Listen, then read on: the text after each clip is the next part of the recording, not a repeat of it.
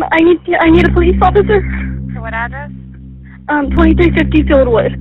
Okay. Have you already called, ma'am? No, I just called right now. Somebody just shot. I think that my dad just got shot. Okay. By who? I don't know. I have no idea. I just heard like four gunshots fired. There's a hole through my door, and he told my dad not to move before he kills him or something, but I can't. It's a story we've been following all morning long. An officer shoots and kills a man on San Antonio's west side. Police say a woman was also shot by an ex-boyfriend. There are 3 scenes total. That has SAPD's chief of police asking a lot of questions. What they do know is this is where a police officer shot and killed a man at that man's home. What they're still trying to figure out is why that police officer was here. This is a story of either a hero who saved a woman and 3 kids, or a cop who unnecessarily killed a father of 4.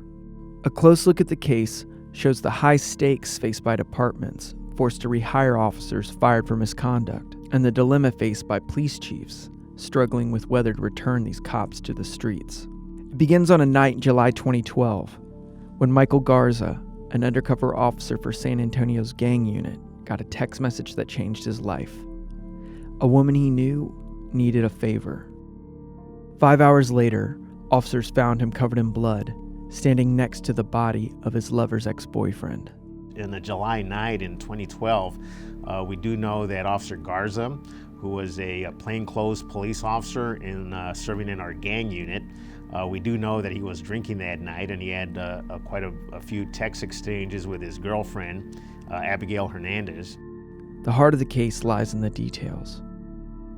At 8 p.m., Officer Garza was conducting surveillance on a suspected drug safe house. With his city-issued phone, he got a message. It was his girlfriend's friend, Abigail Hernandez. The two had been sleeping together.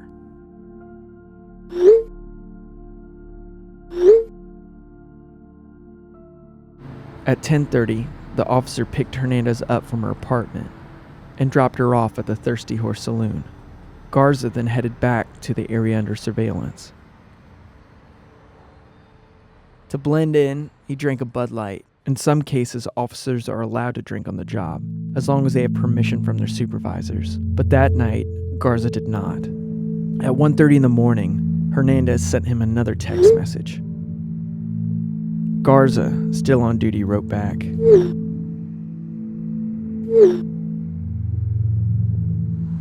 He picked up Hernandez, and the two left the bar at 2 a.m.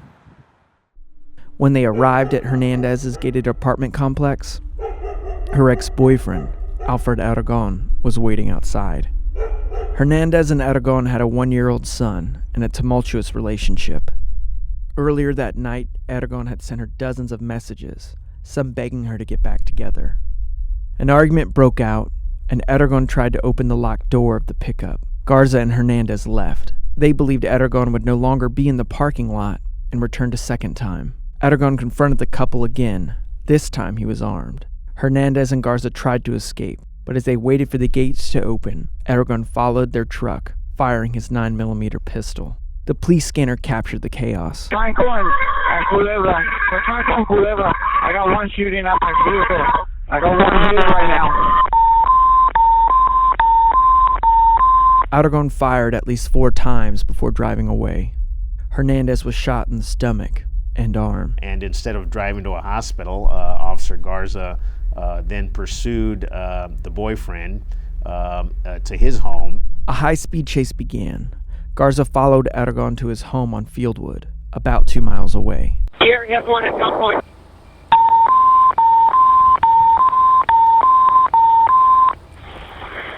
$53.42, we got a officer involved shooting, he's okay. The officer's passenger is hit in the stomach, go ahead and step it up.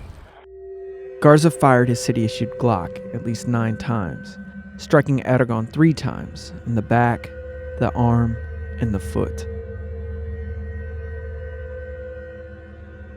Shortly afterwards, he was pronounced dead. Aragon's pistol was never recovered. He was unarmed when shot by Officer Garza. This is Leroy Carrion, SAPD Homicide. I'm at University Hospital. Later, Hernandez spoke to investigators from her hospital bed. What's going through your mind? I mean, what are you thinking? The woman told investigators her ex-boyfriend didn't have a violent past, but she and Garza feared for the safety of her son inside the home. His dad was freaking, lost it. To Hernandez, Garza did what anyone would have expected of a cop: save lives. The head of San Antonio's police officer union agrees.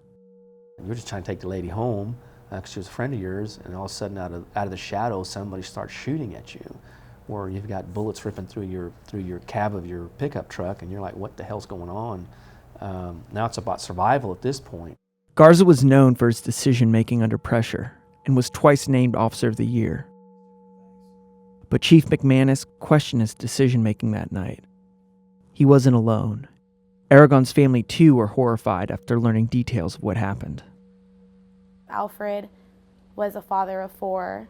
He had his own business. He was looking forward to the future.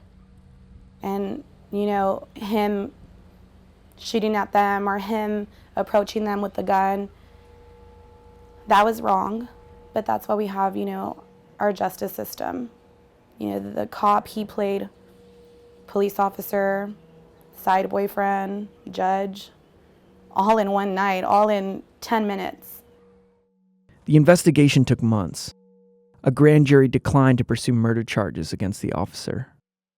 But Internal Affairs found Garza had violated 7 departmental rules, including lying to homicide investigators. The city argued Garza should have taken Hernandez to the hospital and waited for backup instead of pursuing the shooter. The chief made the decision that he should be removed from the department, and I supported the chief's decision. Garza fought to get his job back through an appeals process known as arbitration. During his job appeal, officers that knew him testified to Garza's ability to catch criminals and the importance of his deep undercover work. The chief on how his reckless decision-making brought dishonor to the badge. I was flabbergasted when I received the word that an arbitrator had overturned the termination and had directed that Officer Garza be reinstated. I believe that his actions were not becoming of an officer that we would want to have within the San Antonio Police Department. I shared that with the chief. He strongly believed that Officer Garza should be removed. And we both said at the time when he was reinstated that he would not be returned to patrol, as we felt that he was not capable of serving our community well and was a liability to the city. The arbitrator agreed there was misconduct, but believed Garza's record earned him a second chance. The city decided Garza would never patrol the streets again. Basically, he's been rubber gunned. And the chief has said, okay, I have to take you back, but I don't have to put you back.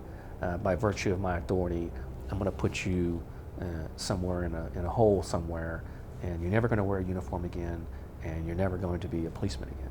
This picture here framed is... Those that worked with Garza disagree with the city's decision, including veteran detective Eddie Gonzalez, who worked with Garza for years, taking illegal guns off the streets.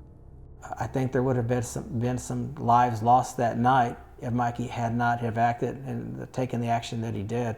And I supported him fully, and I think majority of the rank and file officers also supported him in the action that he took that night in saving lives.